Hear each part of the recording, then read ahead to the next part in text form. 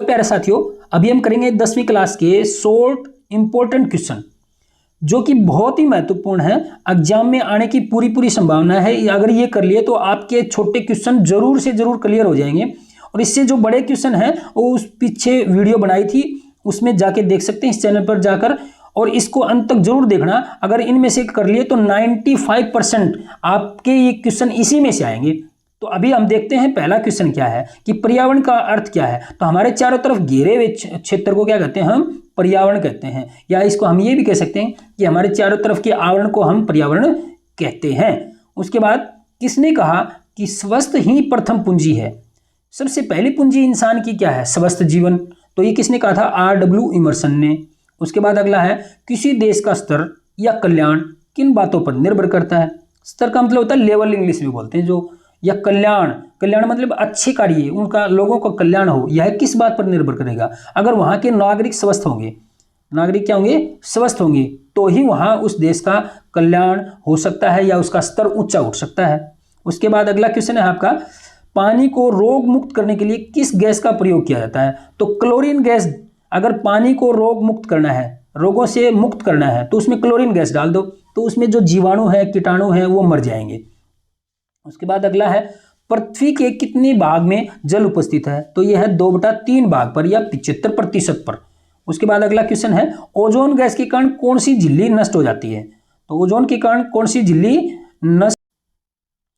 तो ओजोन के कारण श्लेष्मा झिल्ली जो है वो नष्ट हो जाती है, हमारे जो शरीर में होती है, नाक में। उसके बाद वायु में ऑक्सीजन कितने प्रतिशत है? तो वायु में ऑक्सीजन जो है वो लगभग 20.95 होती है। इसको हम लगभग 21% भी कहते हैं। लगभग क्या कहते हैं? 21% भी कह सकते हैं। उसके बाद अगला क्वेश्चन है आपका कि वायुमंडल में नाइट्रोजन कितने प्रतिशत है? तो वायुमंडल में लगभग नाइट्रोजन भाई 78% है। उसके बाद अगला क्वेश्चन है एक प्रमुख ग्रीन हाउस गैस का नाम बताओ। उसका नाम है कार्बन डाइऑक्साइड। जो हमारे ग्रीन हाउस इफेक्ट प्रभाव बोलते हैं वो कौन सी गैस है? Carbon dioxide gas. उसके बाद अगली क्वेश्चन क्या है आपका कि किस विटामिन की कमी से स्त्रियों में बांझपन और पुरुषों में नपुंसकता आ जाती है? तो यह है विटामिन ई के कारण। उसके बाद अगला क्वेश्चन है आपका रक्त को जमाने में कौन सा विटामिन सहायक है? रक्त को जो जमाता है वो कौन सा विटामिन है? विटामिन के। उसके बाद अगला है किस खनिज लवण की कमी से शरीर में मांसपेशियां कमजोर हो जाती हैं? तो वो है पोटेशियम। पोटेशियम ऐसा खनिज है जो मांसपेशियों को कमजोर कर देता है अगर कम हो जाए तो, और अगर उचित मात्रा में रहे तो हमारी मांसपेशियां स्वस्थ रहेंगी। तो पोटेशियम की कमी के कारण हमारी मांसपेशियां कमजोर होती हैं। उसके बाद है बेरी बेरी रोग किस विटामिन की कमी से होता है? तो ये है भाई विटामिन B5 के कारण। विटामिन B5 जो है, विटामिन B5 की कमी के कारण बेरी बेरी रोग होता है। उसके बाद अगला है रतौंधी किस विटामिन की कमी के कारण होता है? रतौंधी जो आंखों में कमी होती है, आंखों में कम दिखाई देना, तो वो विटामिन ए की कमी के कारण होता है। उसके बाद अगला है वसा में घुलनशील। वसा मतलब होता है चिकनाई। चिकनाई में घुलनशील जो विटामिन है वो कौन कौन से? तो वो विटामिन ए है, डी है, ई है और के है। जो विटामिन बी और सी हैं ये जल में घुलनशील हैं, लेकिन ये जो है वसा में घुलनशील हैं। उसके बाद अगला है भोजन पकाने की सर्वोत्तम विधि कौन सी है? तो भोजन जो पकाते हैं जैसे कि भाई उबालना और क्या बोलते हैं भाप के द्वारा या तड़क करके जो किया जाता है वो भोजन पकाना कहलाता है। तो भाप द्वारा अगर हम किसी भी भोजन को पकाएंगे तो वो सबसे अच्छी विधि है। उसके बाद अगला है कि संतरा, नींबू व आंवला में कौन सा विटामिन पाया जाता है? तो विटामिन सी भरपूर मात्रा में पाया जाता है, आंवला में तो सबसे ज्यादा होता है। अगला है विटामिन डी की कमी से के कारण कौन सा रोग हो जाएगा? अच्छा, ये जो विटामिन डी है, विटामिन ए है, विटामिन बी है, विटामिन सी है, इनकी कमी के कारण कौन कौन से रोग होते हैं वो इंपॉर्टेंट क्वेश्चन है, तो ये जरूर करके जाना है। इसमें से एक क्वेश्चन जरूर आता है, तो इसका आंसर हो जाएगा आपका रिकेट्स। जो बीमारी है वो विटामिन डी की कमी के कारण होती है। रिकेट्स क्या होता है? हड्डियां कमजोर हो जाना। उसके बाद अगला क्वेश्चन है शरीर को स्वस्थ रखने के लिए कैसा भोजन करना चाहिए? अगर शरीर को स्वस्थ रखना है तो संतुलित भोजन करना चाहिए। संतुलित भोजन क्या होता है? जिसमें सभी प्रकार के पोषक तत्व विद्यमान हो। उसके बाद अगला क्वेश्चन है आयोडीन की कमी से कौन सा होता है रोग भाई? घेंगा। कौन सा रोग होता है? घेंगा रोग होता है, जैसे गलघोटू बीमारी भी बोलते हैं उसको, गले में सोजन आ जाना। उसके बाद अगला है पानी किन दो गैसों से मिलकर बना है? तो पानी है भाई हाइड्रोजन और ऑक्सीजन के से मिलकर बना है। खून की कमी को क्या कहते हैं? अगर किसी व्यक्ति में, किसी औरत में खून की कमी हो जाए तो उसे हम एनीमिया रोग कहते हैं। उसके बाद अगला है संतुलित भोजन के तत्व कौन से होते हैं? तो वह है प्रोटीन्स, वसा, कार्बोहाइड्रेट्स, विटामिन्स, खनिज लवण और जल। ये क्या होते हैं? संतुलित भोजन के तत्व हैं। ये सभी के सभी तत्व अगर किसी में हैं तो उसे हम संतुलित भोजन कहेंगे। अगला है भोजन के कौन से अवयव शरीर को ऊर्जा प्रदान करते हैं? तो वह है कार्बोहाइड्रेट और वसा। जो भोजन कार्बोहाइड्रेट जैसे कि अनाज जो खाते हो, वसा जैसे घी, तेल ये खाते हो, उससे हमें हमारे शरीर को ऊर्जा मिलती है, एनर्जी मिलती है। अगला है विटामिन सी की कमी से कौन सा रोग है भाई? सकरवी। वह सकरवी रोग क्या होता है? मसूड़ों में खून आना। तो ये सकरवी रोग जो है विटामिन सी की कमी के कारण होता है। उसके बाद अगला जल में घुलनशील विटामिन, अभी बताए थे भाई, विटामिन बी और सी जो है जल में घुलनशील है। अगले हैं जीवन तत्व किन्हें कहा जाता है? जीवन के जो तत्व हैं वो कौन से हैं? विटामिन को ही क्या कहा जाता है? जीवन के तत्व कहा जाता है। उसके बाद है प्रथम एशियाई खेलों का आयोजन कब वह कहाँ हुआ था भाई? तो उसके बाद तो प्रथम एशियाई खेलों का आयोजन नई दिल्ली में 4 मार्च से 11 मार्च सन 1951 में हुआ था। उसके बाद अगला क्वेश्चन है आपका कि भारतीय ओलंपिक एसोसिएशन की स्थापना कब हुई? भारत का जो ओलंपिक खेल करवाते हैं उसकी स्थापना कब हुई थी? उसके बाद अगला क्वेश्चन है आपका, तो सन 1927 में भारतीय ओलंपिक संघ की स्थापना हुई थी भाई, एसोसिएशन की स्थापना हुई थी। उसके बाद अगला क्वेश्चन है संतोष ट्रॉफी किस खेल से संबंधित है? तो ये फुटबॉल से संबंधित है। अगला क्वेश्चन है डूरंड कप किस खेल से? ये भी किससे भाई? फुटबॉल से है। उसके बाद अगला है क्वेश्चन है कि प्राचीन ओलंपिक खेलों में को रोम के किस राजा ने बंद करवा दिया था? भाई ओलंपिक खेल एक बार पुराने समय में होते, अब आधुनिक खेल हैं ओलंपिक खेल, तो ये किस राजा ने बंद करवाए थे? थियोडोसिस ने 394 ईसा पूर्व में ये बंद करवाए थे, एक रोम का राजा था। अगला है आधुनिक ओलंपिक खेलों का जन्मदाता कौन है? तो कौन है भाई? फ्रांस का बैरन डी कोबर्टी, इसने आधुनिक खेल शुरू करवाए थे। उसके बाद अगला क्वेश्चन है कि प्रथम आधुनिक ओलंपिक खेल कब व कहाँ आयोजित हुए थे? सबसे पहले आधुनिक ओलंपिक खेल कहाँ हुए थे भाई? सन 1896 में एथेंस में हुए थे। उसके बाद अगला क्वेश्चन है ओलंपिक ध्वज में कितने छल्ले हैं? तो वो 5 छल्ले हैं, इस तरह से आपस में वो 5 छल्ले हैं। उसके बाद अगला है भारतीय हॉकी टीम को प्रथम बार ओलंपिक में कब भेजा गया था? तो सन 1928 में एम्स्टर्डम ओलंपिक जो खेल हुआ था वहां पर भेजा गया था। ओलंपिक ज्योति की लंबाई कितनी है भाई? 68 सेंटीमीटर। और भार कितना है? 700 ग्राम। जो मशाल लेकर चलते हैं उसकी जो लंबाई है और भार है वो ये बताया गया है। उसके बाद अगला है क्या प्राचीन ओलंपिक खेलों में महिलाएं भाग ले सकती थी? तो इसका आंसर है नहीं, प्राचीन समय में महिलाएं भाग ओलंपिक में नहीं ले सकती थी। अगला है महिलाओं ने ओलंपिक में भाग लेना कब शुरू किया? सन 1900 में पेरिस जो ओलंपिक खेल हुआ था वहां पर महिलाओं ने भाग लिया था। उसके बाद है संतोष ट्रॉफी प्रतियोगिता का नाम किसके नाम पर पड़ा था? तो कूच बिहार के महाराजा संतोष जी के नाम पर यह पड़ा था भाई। उसके बाद अगला क्वेश्चन है कि रंगास्वामी कब किस खेल से संबंधित है? तो ये है आपका आंसर हॉकी से है। उसके बाद अगला है एशियाई खेल कितने वर्ष बाद कराए जाते हैं? तो आंसर क्या हो जाएगा? 4 वर्ष बाद। उसके बाद भारत की उड़न परी किसे कहा जाता है? पीटी उषा बहुत तेज गति से दौड़ती थी, बहुत तेज धावक थी PT Usha. C K Naidu trophy किस खेल से संबंधित है? तो क्रिकेट से संबंधित है सीके नायडू खेल प्रतियोगिता। उसके बाद ट्रॉफी जो दी जाती है। उसके बाद अगला है राष्ट्रीय गान की रचना किसने की थी? तो वो रविंद्रनाथ टैगोर जी ने राष्ट्रीय गान की, गान एक होता है गीत और एक होता है गान, तो गान किया था रविंद्रनाथ टैगोर जी ने और गीत किया था बंकिम चंद्र चटर्जी ने। उसके बाद अगला है राष्ट्रीय झंडे में कौन से रंग हैं? कौन कौन से भाई? केसरिया रंग है, सफेद रंग है और हरा रंग है भारत के राष्ट्रीय झंडे में। अगला हमारा राष्ट्रीय चिन्ह कहाँ से लिया गया है? तो ये लिया गया भाई अशोक के सारनाथ स्तंभ से लिया गया है। उसके बाद राष्ट्रीय चिन्ह में कितने शेर हैं? जो राष्ट्रीय शेर दिखाई दिए होंगे आपने, 3 शेर दिखाई दिए होंगे, लेकिन वास्तव में इसके पीछे एक शेर और होता है, तो इसमें 4 शेर होते हैं। कितने शेर होते हैं भाई? इसमें 4 शेर होते हैं, लेकिन हमें दिखाई केवल कितने दिखाई देते हैं? केवल 3 दिखाई देते हैं। अगला है राष्ट्रीय झंडे में लंबाई व चौड़ाई का अनुपात कितना होना चाहिए? तो 3:2 होना चाहिए भाई। उसके बाद अगला है सत्यमेव जयते का अर्थ क्या है? सत्यमेव जयते ऐसे लिखा जाता है तो उसका है सत्य की ही सदा विजय होती है। अगर कोई सच्चा व्यक्ति है उसकी ही विजय होगी, झूठे व्यक्ति की कभी भी जीत नहीं हो सकती। उसके बाद अगला है अशोक चक्र में कितनी तिलियां हैं? जो बीच में जो चक्कर है उसके अंदर कितनी तिलियां भाई? 24 तिलियां हैं। उसके बाद अगला है राष्ट्रीय गीत वंदे मातरम। देखो एक अभी बताया था, एक गान, एक है गीत वंदे मातरम। राष्ट्रीय गान क्या है? जन गण मन। तो ये जो गीत है ये किसने लिखा था? अभी बताया था भाई, बंकिम चंद्र चटर्जी ने लिखा था। अगला है गांधी जयंती कब मनाई जाती है? तो ये आपका आंसर है 2 अक्टूबर को मनाई जाती है। उसके बाद एनसीईआरटी जो आपका सिलेबस लगा हुआ है उसकी फुल फॉर्म क्या है? तो उसका है national council of educational research and training. उसके बाद अगला है हमारे राष्ट्रीय ध्वज को किस नाम से पुकारा जाता है? तो उसको बोलते हैं तिरंगा, क्योंकि इसमें 3 रंग हैं।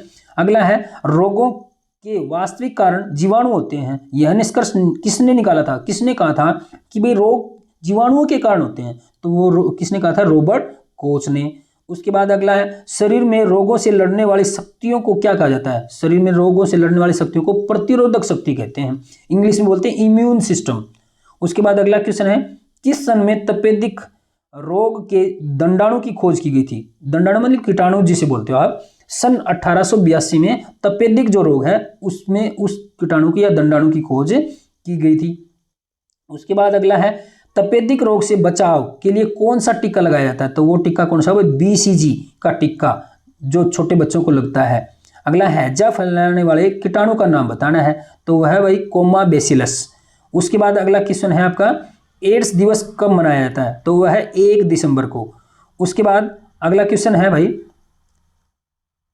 HIV की फुल फॉर्म बतानी है। क्या बतानी है? HIV की फुल फॉर्म, तो वो है ह्यूमन इम्यूनो डिफिशियंसी वायरस।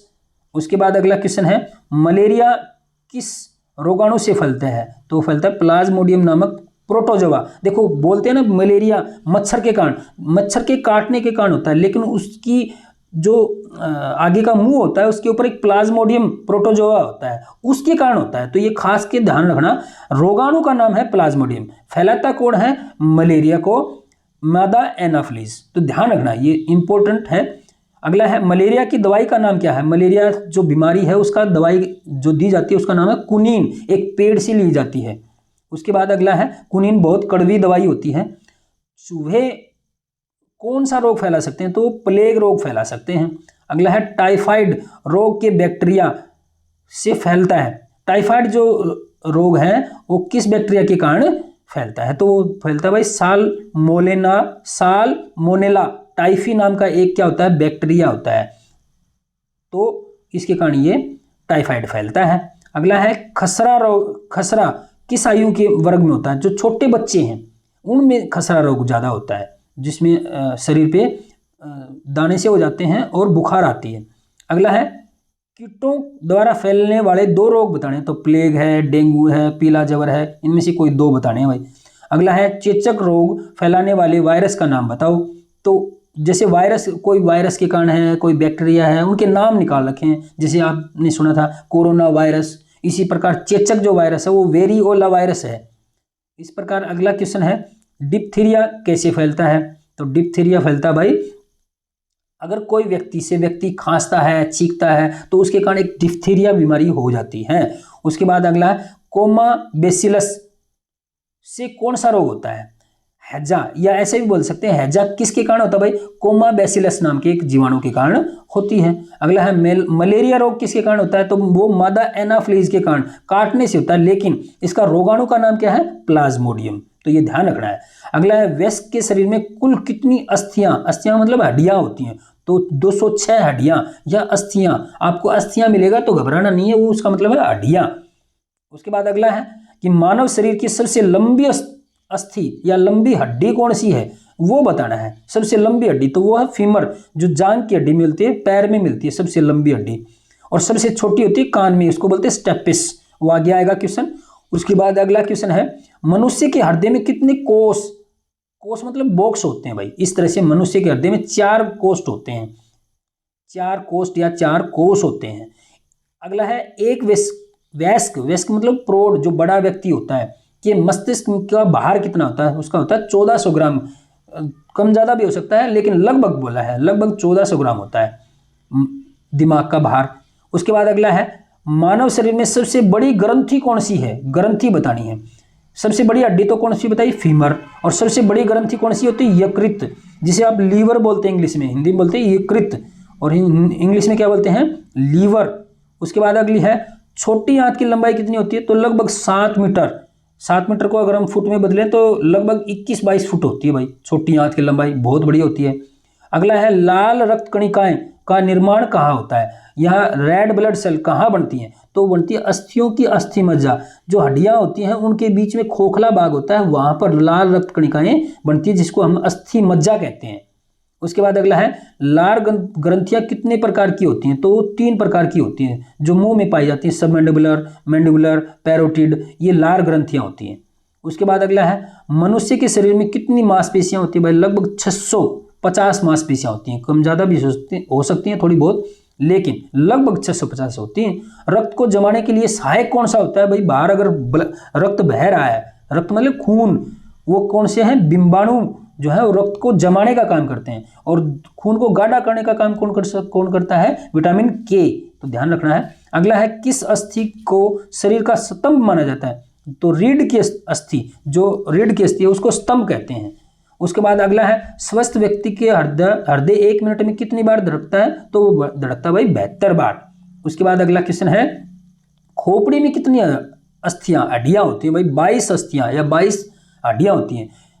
14 तो चेहरे में होती हैं और 8 ऊपर खोपड़ी सर में होती हैं। उसके बाद अगला है, मनुष्य में सबसे छोटी अस्थि कौन सी है, तो स्टेपिस, जो कान में पाई जाती है। उसके बाद अगला, छाती में कितनी पसलियां होती हैं, तो 24, 12 जोड़े होते हैं, जोड़े में होती हैं भाई ये 12 जोड़े में, यानी कि 24 हड्डियां होती हैं। उसके बाद अगला है कि हीमोग्लोबिन का मुख्य कार्य क्या है, जो हमारे शरीर में रेड ब्लड सेल होती हैं, लाल रक्त कणिकाएं होती है, उसके अंदर एक हीमोग्लोबिन पाया जाता है, वो ऑक्सीजन को ग्रहण करके शरीर की कोशिकाओं तक लेकर जाता है। अगर हीमोग्लोबिन नहीं होगा तो शरीर में ऑक्सीजन पहुंच नहीं पाएगी। उसके बाद अगला है, सबसे लंबी दौड़ कौन सी है, तो मैराथन दौड़ होती है भाई सबसे लंबी दौड़। उसके बाद अगला क्वेश्चन है आपका कि किस भारतीय खिलाड़ी ने ओलंपिक खेलों में 2 मेडल जीते हैं, 2 मेडल ओलंपिक में वो जीते हैं सुनील कुमार जी ने। उसके बाद है अगला, प्रथम ओलंपिक खेल कहाँ आयोजित किए गए थे, तो एथेंस, अभी थोड़ी सी देर पहले भी आया था, क्वेश्चन इंपॉर्टेंट है। अगला क्वेश्चन क्या है, जन्म के समय लड़कियों के दिल की धड़कन कितनी होती है, तो कितनी होती है भाई, तो वो होती है भाई 120 प्रति मिनट, 1 मिनट में 120 बार धड़कता है लड़कियों का हृदय, दिल, जन्म के समय। उसके बाद अगला क्वेश्चन है आपका कि स्त्रियां होती हैं जो वो तेज क्यों नहीं, तो स्त्रियां तेज दौड़ने में कठिनाई क्यों होती है भाई, क्योंकि उनकी जो टांगे होती हैं वो छोटी होती हैं, और जो श्रोणी भाग है, जो नीचे वाला भाग है वो उभरा हुआ होता है, इसके कारण वो तेज नहीं दौड़ पाती। उसके बाद है, MC मैरी कॉम का संबंध किस खेल से है, तो वह मुक्केबाजी से, मुक्केबाजी करती थी MC मैरी कॉम, बहुत प्रसिद्ध खिलाड़ी हैं। उसके बाद है, PV संधू का संबंध किस खेल से है, तो वो है बैडमिंटन से। तो इस प्रकार आपके ये क्वेश्चन इंपॉर्टेंट क्वेश्चन है, शॉर्ट क्वेश्चन कंप्लीट हो गए। अगले MC क्वेश्चन अभी थोड़ी सी देर में आ सकते हैं, तो इस चैनल को सब्सक्राइब कर लें और इस वीडियो को ज़्यादा से ज़्यादा शेयर करें और लाइक करें। थैंक यू वेरी मच इस वीडियो को देखने के लिए। आगे हम फिर उपस्थित होंगे, धन्यवाद। तब तक